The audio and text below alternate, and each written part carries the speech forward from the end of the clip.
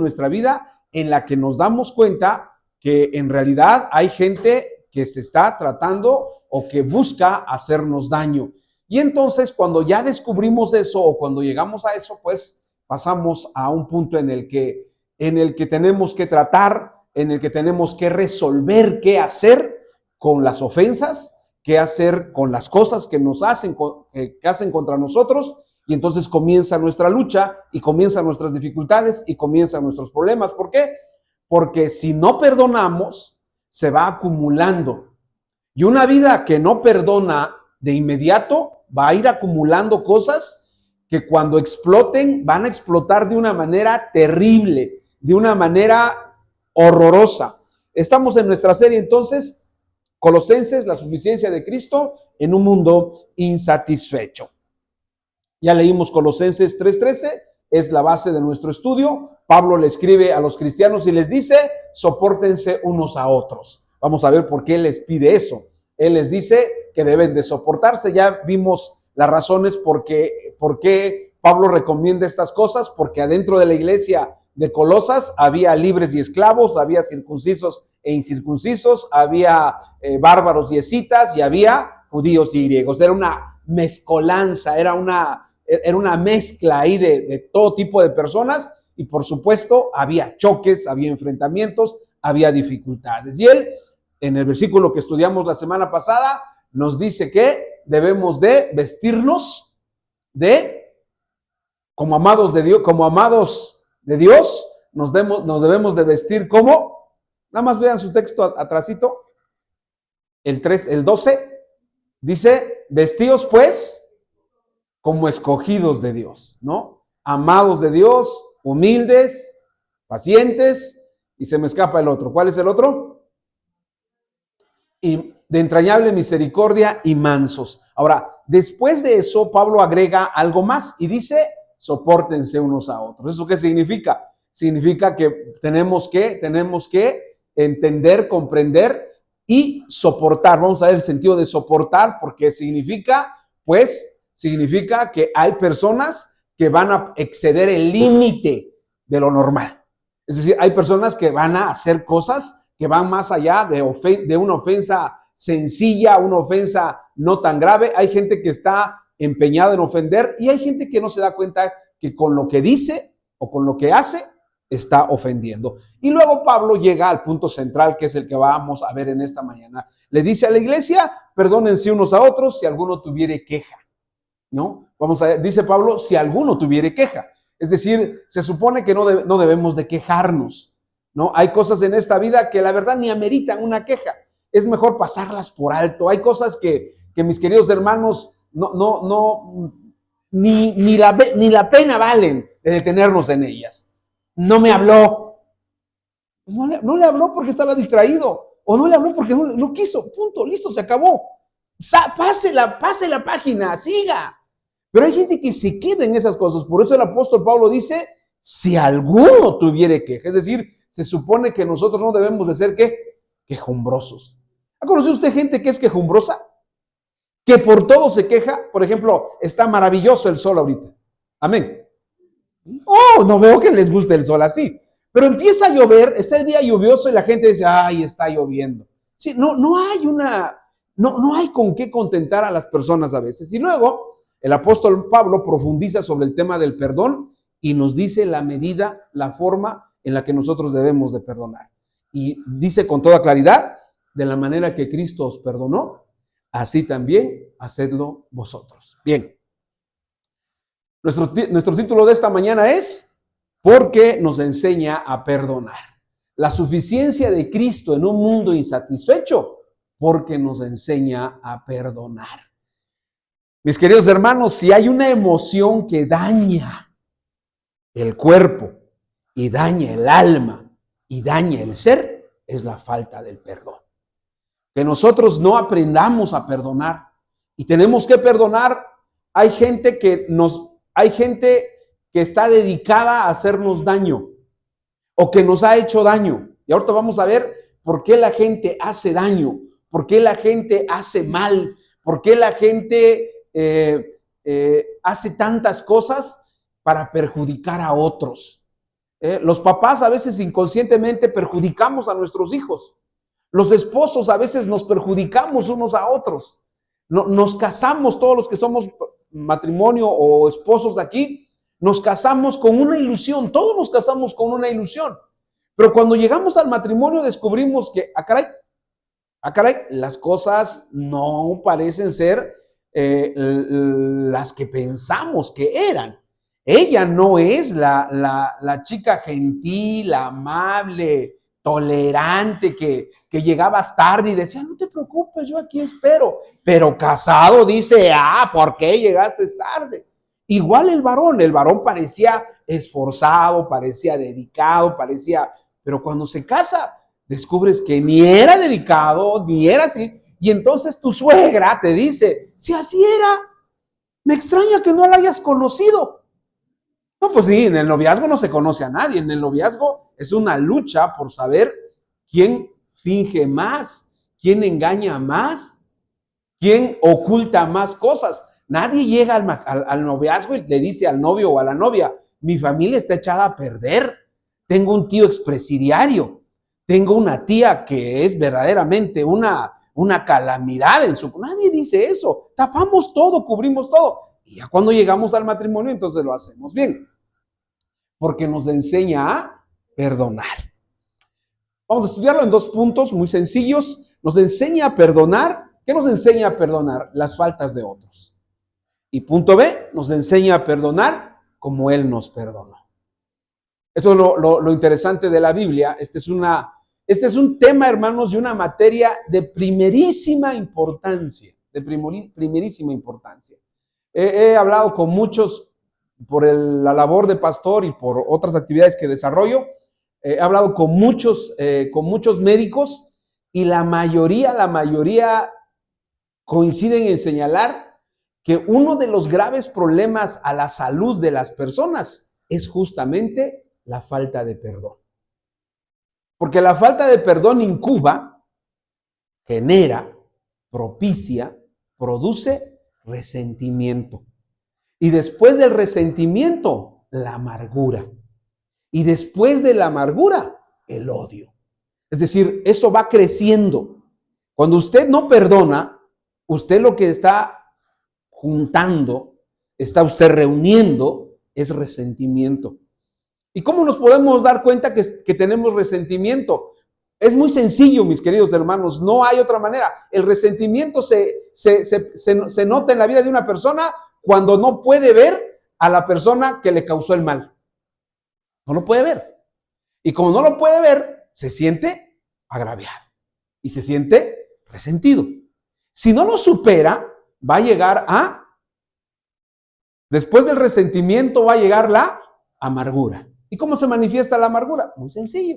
Lo que quieras hablar de esa persona es solamente lleno de hiel. Amargura. Y finalmente lo que termina siendo es odio. Bien, comenzamos con nuestra introducción. Los seres humanos, mis queridos hermanos, ofendemos y nos ofenden. Esa es una realidad. Usted ofende y a usted la ofende. Hay cosas, mis queridos hermanos, que ofenden gravemente nuestra vida, gravemente, pero también nosotros ofendemos a otros y ofendemos de diferentes maneras. Las relaciones humanas no son perfectas porque los seres humanos nos equivocamos y muchas veces, consciente o inconscientemente, dañamos a nuestro semejante. Es decir, hay gente que hace cosas y no se da cuenta que está ofendiendo. Hay gente que hace cosas o dice cosas y no se da cuenta que está ofendiendo. Hay comentarios que no van, hay comentarios que no son. Hay gente que se corta las uñas, por ejemplo, ¿no? No entiendo. Tenemos 7 días. Y entonces lo que hacemos y lo que provocamos es justamente eso. ¿Qué es lo que vamos a hacer? ¿A dónde vamos a ir? A veces le provocamos dolor a quienes nos rodean de manera cercana como nuestra familia. Es decir, nosotros lo que más queremos, y no me dejarán mentir ustedes, lo que más queremos es a nuestros hijos. Por nuestros hijos damos la vida. Pero a veces resulta que los ofendemos, que los dañamos con las cosas que hacemos o con las cosas que les decimos. A veces nuestros hijos, a veces tu enojo, tu furia resulta de lo que, o más bien recae sobre tus hijos. Alguien te hizo daño afuera, alguien te ofendió afuera, y en lugar de ¿cómo procesar la ofensa? Ahorita vamos a estudiar eso. ¿Cómo procesarla? Pues con Dios. Porque hay cosas que nos van a tratar muy mal. Las faltas, hermanos, pueden subir de tono dependiendo de nuestro egoísmo. A mayor egoísmo, mayores las faltas o los daños que podemos infringirles a nuestros seres queridos. En ocasiones llega a ser de tal tamaño nuestras afrentas que los daños pueden ser irreversibles. Yo les podría contar muchísimas cosas que he vivido de gente que me ha hecho daño. Y les voy a contar una que es difícil y complicada, ¿no? A veces los que nos hacen daño son gente muy cercana y uno tiene que procesarlo. Me acuerdo cuando tenía yo como 7, 8 años, durmiendo mi hermana más chica y yo. Y como hay de las 12, 1 de la noche, oí que mi hermana gritaba y no gritaba, sino decía, tío, no, tío, no. Y entre cuando me desperté, mi tío estaba encima de ella, tratando de abusar de ella. Pero como era yo muy niño, me volví a dormir y ya pasó, y a las mañanas siguientes ese capítulo quedó olvidado. Pero cuando ya era yo más grande, cuando ya tendría yo, ¿qué será? 18, 20 años, regresó y entonces mi mamá, ¿cómo quería ese tío? Pero yo guardaba eso. Eso era lo que había en mi memoria de ese tío. Y entonces un día vino mi mamá y me dijo, hijo, ayuda a tu tío. Y pudo más eso que viví de niño. No le puedo decir sí, y era yo ya cristiano, y era yo pastor, pero pudo más eso de lo que vi que le estaba haciendo a mi hermana. Hasta que llegó un momento en que tuve que decir, yo tengo que perdonarlo. Ahora, hay faltas, mis queridos hermanos, que son irreversibles. Procura no dañar de tal manera a una persona que sí te perdone, pero que no te quiera volver a ver. Hace poquito me buscó mi tío, desde que le hablo. Le digo, tío, ayúdame con esto, por favor. Y entonces dije, es la prueba del perdón.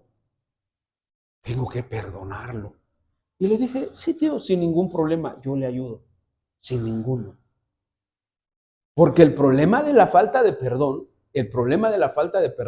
es justamente esta, que no daña a la otra persona, sino te daña a ti.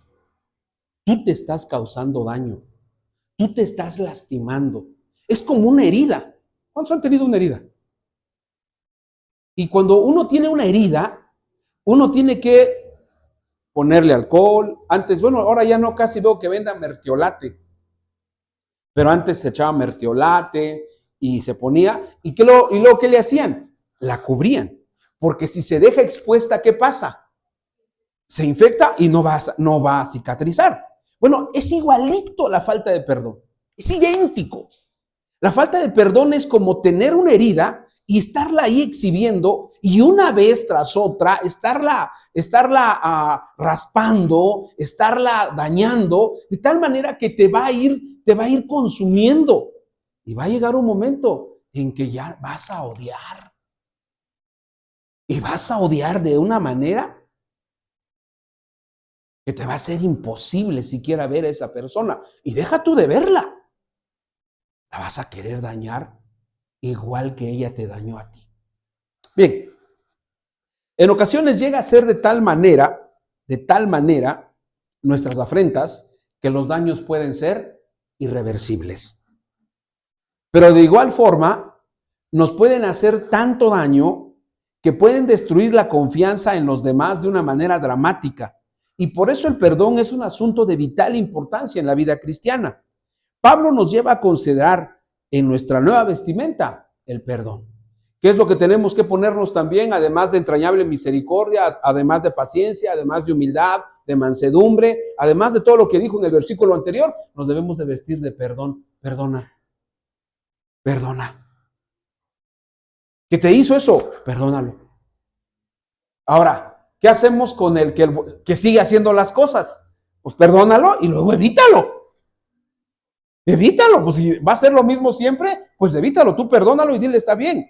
Porque hay mucha gente que piensa que perdón significa seguir en ese mismo lugar. No, hay lugares donde uno se tiene que ir.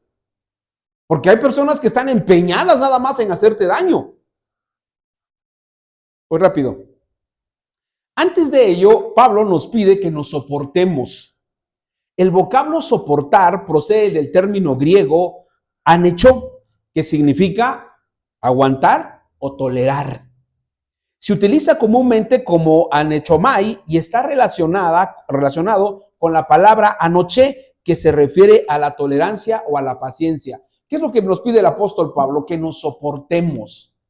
¿Qué significa soportarnos? Soportarnos significa aguantar. Me llama mucho la atención que a nosotros, a los de la década del siglo pasado, estaba yo leyendo unos artículos sobre las generaciones, la generación Z, la generación X, la generación Y nosotros somos la generación, no sé qué generación seamos los nacidos del siglo pasado, pero somos una generación muy añeja. Nosotros tuvimos más de 3 hermanos. Ya los de esta generación, ya los de este siglo, solamente son 2 y hasta lo máximo que he visto son 3 hermanos y ya. Entonces la vida es distinta y lo que ya está surgiendo, todavía esta generación, todavía los matrimonios tienen un hijo. Pero los que siguen, hermanos, los que siguen difícilmente por decisión personal van a tener hijos. Es decir, no, éramos 7, 8, 10 el siglo pasado. A partir de este siglo somos 3 o son 3. Y ya ya llegamos al primer cuarto de siglo, la tendencia es 1. Pero lo que sigue después del 25 o en los 30 va a ser matrimonio sin hijos. Ahora, nosotros nos piden, nos demandan, o nos definen más bien, nos definen como personas que somos de una época en la que teníamos que aguantar muchas cosas y las aguantamos en efecto. Hay mucha gente que se sorprende cuando le informo que a mí nunca me pusieron esa vacuna que deja aquí la huellita, ¿cómo se llama? ¿La tuberculosis esta? La que deja una huellita aquí. ¿Cuál es? Cuando nacen, pero ¿cuál será esa? ¿La pentavalente? Bueno, no hay ninguna enfermera aquí, ¿no? Si no, ya el otro domingo viene y trae su jeringa y sajas al pastor hay que ponerle la que le faltó. Bueno, no me la pusieron y entonces, imagínense, eso sería impensable en estos días. ¿Por qué? Porque a los hijos los cuidamos de maneras. Entonces nosotros somos de una generación en la que tenemos que resistir y soportar muchas cosas. Ahora llegamos a la iglesia y se nos dice que soportemos. ¿Qué es lo que tenemos que soportar? Pues a veces tenemos que soportar ciertas cosas que en nuestra casa no toleraríamos.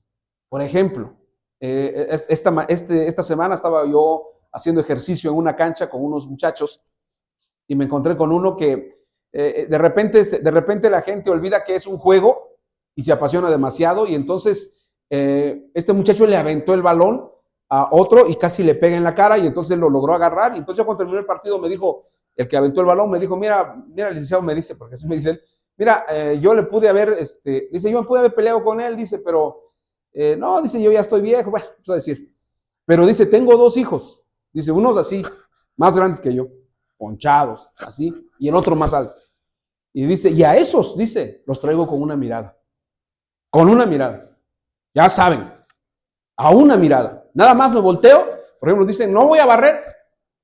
Ya se ponen a una mirada.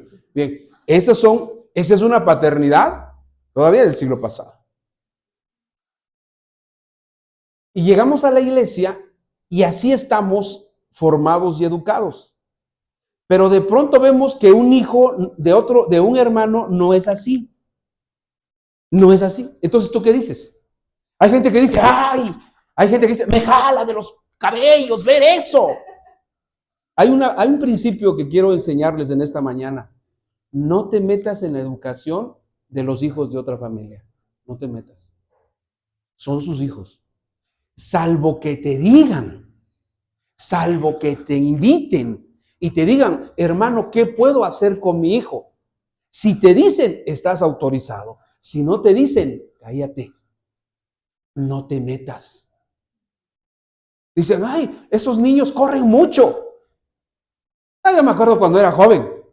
Decía yo, no, yo cuando tenga mis hijos, cuando tenga mis hijas, no voy a ser así. Cuando tuve a mis hijos, descubrí que todas mis teorías no servían. Ahora, Pablo nos dice que nos toleremos. No te metas, ese es un ejemplo muy sencillo. Va a haber cosas que luego en otra parte, nuestra vida matrimonial. Hay matrimonios que tienen una relación pues muy estrecha, muy íntima, muy fuerte, y llevan una relación en la que se pueden decir de cosas, y uno dice, ay, ¿cómo? ¿Ya viste lo que le dijo el hermano? ¿Ya viste lo que le dijo la hermana? Sí, esa es su relación de ellos. ¿Tú qué te metes? ¿O ya te invitaron? ¿O ya te dijeron? Porque, por ejemplo, con Alma tenemos una relación. Nadie sabe las cosas que vivimos con Alma más que ella y yo. Nadie sabe el tamaño del amor que yo le tengo a Alma. Nadie lo sabe. Pero de pronto ve que yo le digo a Alma, oye Alma, por favor, tráete esto. Ay, ese hermano nada más la manda. ¿Usted qué sabe? Petiche. Entrometido.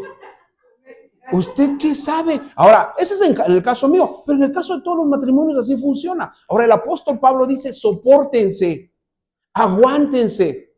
En otras palabras, no se metan en cosas en las que a ustedes no les corresponde meterse.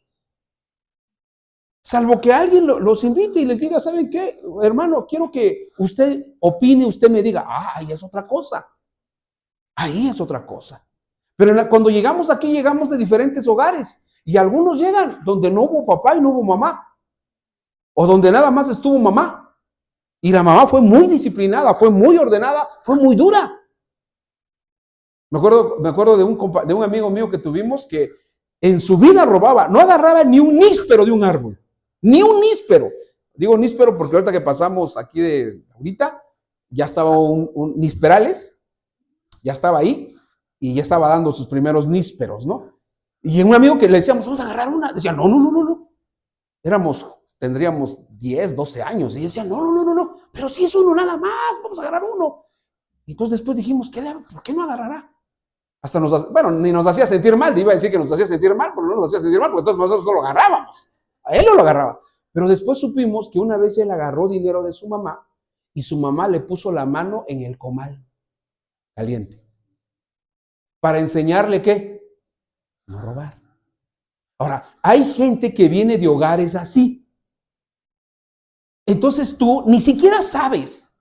Ahora, ¿por qué nos relacionamos? ¿Por qué convivimos? Precisamente para saber cómo es cada persona y entenderla y comprenderla y saber de qué hogar viene para poder soportarla, pero no es una clase de soportar como el que nosotros pensamos, te soporto porque, te soporto porque pues ya no me queda de otra. No.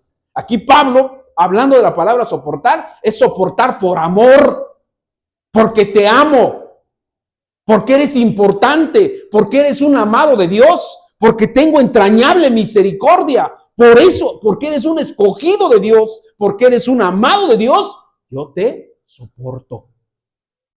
Ahora, también usted no se pase cuando esté siendo soportado, Ese es todo. ¿A dónde nos lleva el apóstol Pablo? Él sabe cómo iban a estar las cosas dentro de la iglesia. El sentido que le da el apóstol Pablo en este verso implica mantener la resistencia o fortaleza ante alguien. No nos debemos de doblar tan fácilmente. No debemos de sucumbir tan rápidamente ante alguien. a veces a Raquel la tuvimos que entrenar varias veces y a Miriam también, a mis hijas las entrené para que aprendieran. Por ejemplo, me acuerdo que Raquel es tremenda, Raquel, pero es muy callada. Entonces de repente me contesta y me dice, no, papá, eso no. Le digo, perfecto, mija, me gusta que me contestes así, pero así ponte para defender tus derechos o cuando alguien quiera perjudicar tu dignidad, porque la dignidad se defiende, hija. Ahora, tenemos que resistir, tenemos que soportar. Y a veces eso cuesta mucho trabajo, porque ¿qué es lo que pasa en la iglesia? Miren, hay cosas que aquí no, quiero que entiendan bien. Se tienen que soportar, pero hay que entenderlas. Por ejemplo, miren, estas cosas no deben de pasar. Y si pasan, aquí no aplica esto que estoy diciendo de soportar, ¿eh? Que un hermanito te mande un mensaje, hermanita. Te mande un mensaje así de, ay, hermano, qué guapa se ve. No. Eso no, mis queridos hermanos. Póngalo en su lugar. Está usted autorizado por el pastor. Póngale en su lugar. ¿Qué te pasa, hermano? ¿Qué tienes? Aquí aquí no es de esperar, no de tolerar eso. La idea es que comprendamos que seamos resistentes o fuertes a la hora de tratar con personas que no necesariamente han alcanzado madurez cristiana, la madurez cristiana que se requiere o que sus ideas no concuerdan con las de nosotros y no tienen que ver con la vida cristiana propiamente. Es decir, hay gente que trae sus ideas. Por ejemplo, hay gente que dice, en mi casa lo hacían así. Mi papá decía así. Me acuerdo de una ocasión vi un reportaje sobre justamente este tipo de pensamiento. Es que mi mamá lo hacía así, es que mi papá lo hacía así. Y entonces una señora dijo, llegó una amiga de ella y le dijo, oye, si le pones un poco de agua a este traste, vas a ver que va a cocerse antes y va a cocerse bien. Y entonces le dijo, bueno, lo voy a hacer, pero así no lo hacían en mi casa. Y entonces lo intentó, lo hizo y sí, quedó rápidamente cocido y bien cocido. Y entonces dijo a la muchacha, caray, toda la vida así lo hizo mi abuela, así lo hizo mi mamá y así lo hice yo. Entonces hay gente que viene con ideas de siglos atrás, ¿eh? Y llegan a la iglesia y dicen, es que así lo hacía mi mamá, así lo hacía mi abuela, o a la inversa, así lo hacía mi papá, así lo hacía mi abuelo, así lo hacía mi bisabuelo o mi tatarabuelo. Pero esas son ideas de nosotros. Pablo dice, sopórtense unos a otros. Hay una traducción que me gusta, porque dice, en lugar de sopórtense, dice, sean comprensivos. ¿Y cómo voy a ser comprensivo? Pues cuando yo sepa, por ejemplo, ustedes me entenderían más si un día fueran a Sagacía y vieran el lugar donde yo nací. Ustedes entenderían. Y lo invierto. Usted sabría mejor quién es este hermano o quién es esta hermana si usted fuera al lugar donde nació y conociera a sus papás a la edad que lo tuvieron o la tuvieron a la hermana o al hermano. Entonces dirías, con razón. Y otros dirían, me hubieras dicho. No, así es. Hay papás hay papás que no supieron ser papás. Y hay mamás que no supieron ser mamá.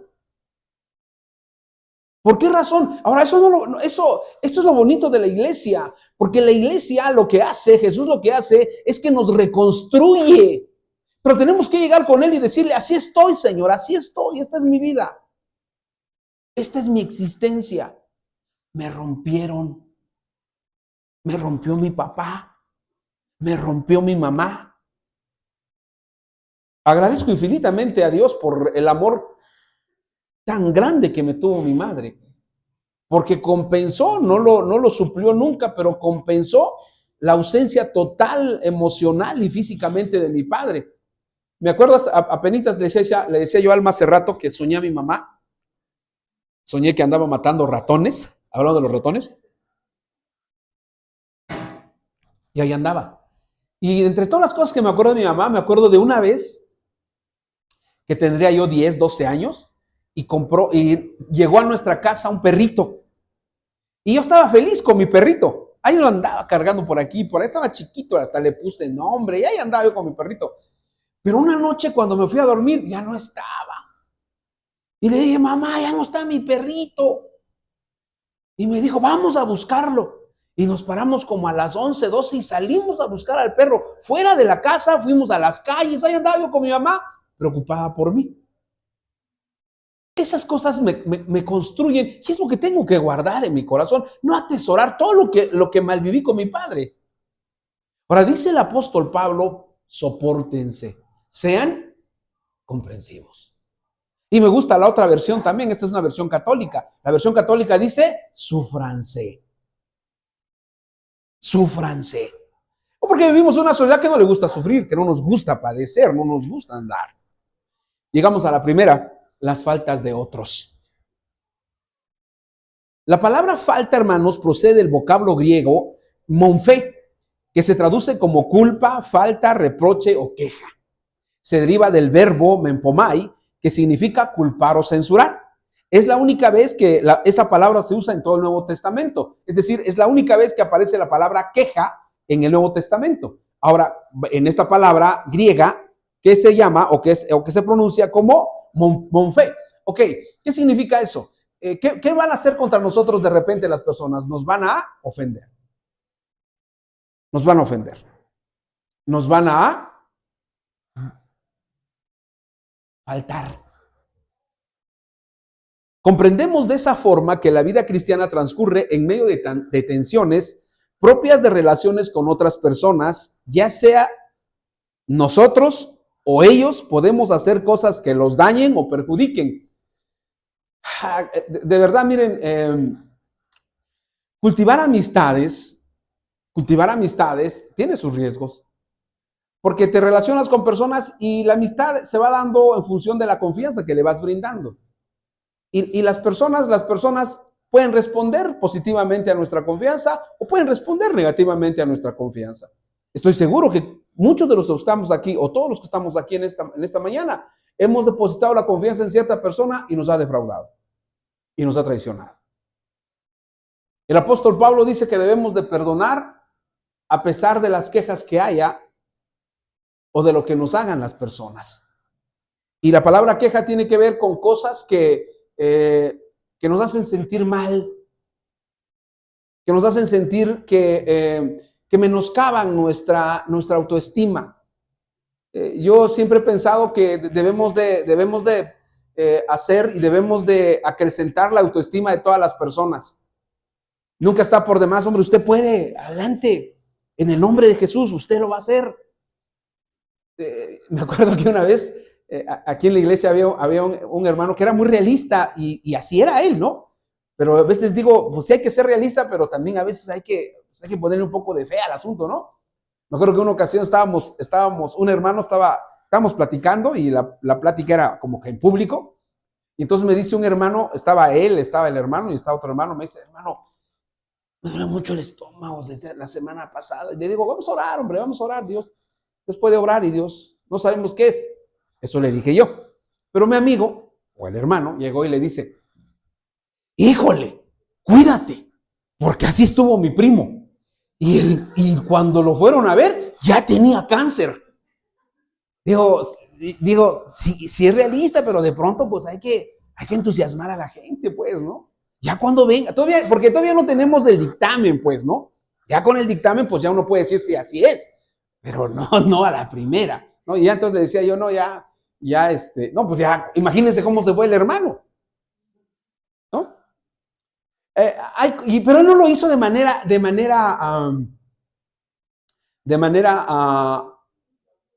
manera consciente o con ganas de dañar. Ok, pero yo conocía su vida y sabía de dónde venía él. Y yo entendí perfectamente por qué él pensaba así. Porque cuando uno conoce de dónde viene cada persona, uno dice, ah, caray, así son las cosas. Pablo nos dice que debemos perdonar esas faltas o quejas porque un corazón no perdonador es incompatible con la virtud cristiana. Siempre van a existir quejas o actitudes equivocadas de parte nuestra o de nuestros hermanos porque son humanos no ángeles. Y desde que escribí esto, iba yo a decir esto que voy a decir. Aquí nada más hay unos ángeles, y son los ángeles Taboada. Nada más. Que es el hermano Enrique Ángeles, y la esposa Leti Taboada. Entonces, los únicos ángeles son los ángeles Taboada. Nada más. Fuera de ahí, no hay ángeles aquí. Los otros siempre van a estar ahí para enseñarnos a perdonar sus faltas o quejas, que a veces son involuntarias y en ocasiones voluntarias. Hay gente que hace cosas involuntarias y esas pues las tiene uno que perdonar, ¿no?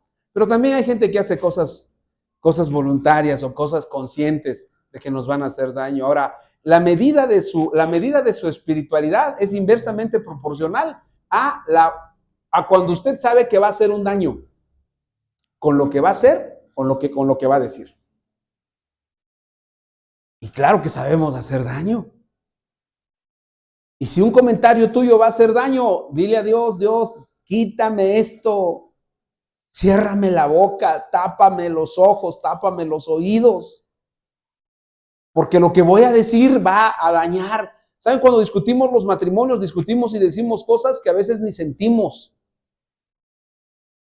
Discutimos. Y cuando hablamos de la vida matrimonial, yo siempre digo que los únicos matrimonios que no discuten son los que pues, están divorciados o el esposo o la esposa ya está en el panteón. De ahí todos los demás discuten, pelean y tienen sus reglas y tienen su ring. Yo les digo a los matrimonios cuando les doy consejería que deben de agarrar su ring y deben de sacarlo de la sala. Deben de sacarlo del comedor y deben de instalarlo ya sea en el jardín, ficticiamente o figuradamente. Deben de sacarlo a un lugar neutro, donde no tengan porra. No agarren a sus hijos de porristas, ¿no? Porque luego los hijos agarran, le echan, ¿no? Por ejemplo, ya va dando duro el papá, estoy hablando figuradamente, está dando un buen, y sale el hijo, no, papá, pero tú también tienes la culpa. ¿Quién te está metiendo? Yo siempre le digo a los muchachos cuando pelean sus papás, no, ya tendrás oportunidad tuya. Cuando te cases te vas a dar cuenta. Cuando te cases vas a verlo. Y no solamente vas a verlo, vas a vivirlo. Y vas a entender por qué discutimos. Y al final nos vamos a dormir. Y los hijos dicen, llora. Ya se acabó. A otra cosa, mariposa. Punto B, como Él nos perdonó. Y aquí voy a tener un poquito más, como Él nos perdonó. A la hora de perdonar, Pablo nos remite al ejemplo supremo y superior de Cristo. Él nos perdonó a cada uno de nosotros todas nuestras faltas, todos nuestros pecados, todas nuestras quejas y todas nuestras ofensas. Ninguna de ellas quedó fuera de su perdón, incluso las inconfesables. Porque sabe, hay cosas que hicimos y que la verdad ni siquiera las queremos decir porque nos avergüenza. Porque lo que hicimos es terrible. En una ocasión estaba yo predicando en el metro, ahí en la Ciudad de México, andaba yo predicando. Me subí a un vagón y ahí predicaba yo. Decía, arrepiéntanse, pecadores. Y una de esas terminé de predicar, me salí del vagón para meterme a otro y me alcanzó un señor y me dijo, muchacho, te felicito. Ah, muchas gracias, le dije, ¿usted es cristiano? Sí, soy cristiano, me dijo. Y le digo, ¿y ¿de dónde es? De Oaxaca. Me dijo, ah, caray, dije, de Oaxaca. Y le digo, ah, pues qué bien. Y le hice la pregunta clásica, ¿cómo se convirtió? Y me dijo, yo era narco. Yo vendí droga, marihuana, cocaína. Estoy hablando hace como 30 años, por si la Fiscalía General de la República nos observa y trata de buscar quién es este narco convertido, ¿no? Y me dice, y le digo, y luego me escapé, me dijo. ¿Y cómo se escapó? Dice, me fingí loco como David.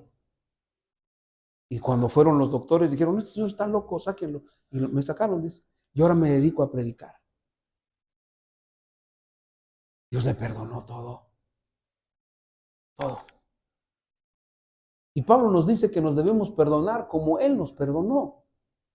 Cristo no dijo, mira, el 25 de febrero del año 2021, tú te fuiste aquí, hiciste esto y esto, eso no te lo puedo perdonar. Y el 30 de marzo anduviste en las bahías de Huatulco, hiciste, no selecciona qué sí, qué no. Perdona todo. Perdona todo. Porque eso va a liberar tu alma. Porque eso te va a traer paz. Porque eso te va a dar felicidad. Porque no vas a cargar ningún resentimiento, no vas a cargar ninguna amargura. No sé cuánto nos hayamos ofendido entre nosotros los que estamos aquí en esta mañana. No sé cuánto nos hayamos ofendido, pero posiblemente no nos hayamos ofendido mucho. Pero fuera de aquí sí tenemos mucha gente que nos ha ofendido, mucha gente que nos ha hecho daño. En esta mañana vamos a decirle a Dios, Señor, ayúdame a perdonarlos. Y que pase cada uno de ellos, y ayúdame a perdonarlos, Señor. Yo no merecía el trato que me dieron. Ahora también yo quiero que usted sea consciente, ¿eh? Porque a veces dice uno, pues la verdad es que sí lo merecía. Me pasé, ¿no? Porque tenemos un gran problema de esta sociedad, de este siglo, de primer cuarto de siglo. Tenemos un gran problema. A los seres humanos les gusta victimizarse. Nos victimizamos y decimos, no, pues yo no tenía mucha culpa. Yo no tenía esto. Termino ya con esta predicación recordando a uno de mis predicadores favoritos, que sigo escuchando hoy en día, lo escuchaba yo hace 40 años casi, y lo sigo escuchando hoy en día. Se llama G. Ávila. Él un día le hablan por teléfono y le avisan, ¿sabes qué, hermano? Debes de volar rápidamente a Miami porque tu hija tuvo un accidente con su esposo y está grave. O más bien, prepárate para lo peor. Y él sale de Puerto Rico, llega a Miami y le dicen, pues lo que le informan en realidad es que su esposo había apuñalado a su hija, la había matado. Y entonces él se va, entierra a su hija y él cuenta y dice en su libro, hay un libro sobre eso. Dice, tenía dos, o decirle, o quejarme con Dios, o decirle, ¿por qué permitiste eso? O la otra, guardarle un profundo odio a ese hombre que le quitó la vida a mi hija que tanto quería. Y la otra era perdonarlo. Y entonces fue a la cárcel donde su yerno estaba y le dijo, hijo, te perdono. Déjame orar por ti. Cristo dice, de la manera que Cristo los perdonó, así perdónense ustedes unos a otros. Perdona al que te dañó. Perdonemos a los que nos dañaron.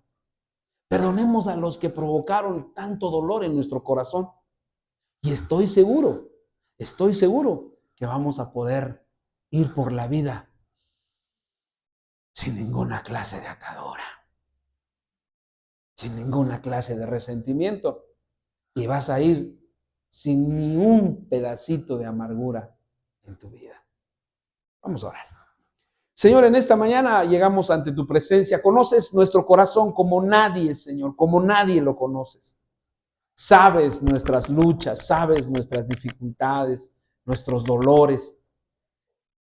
Y sabes a quienes, Señor, tenemos como ofensores nuestros, que nos dañaron, que nos perjudicaron. Y en esta hora, Señor, venimos ante tu presencia para pedirte, para suplicarte, que nos ayudes a perdonar.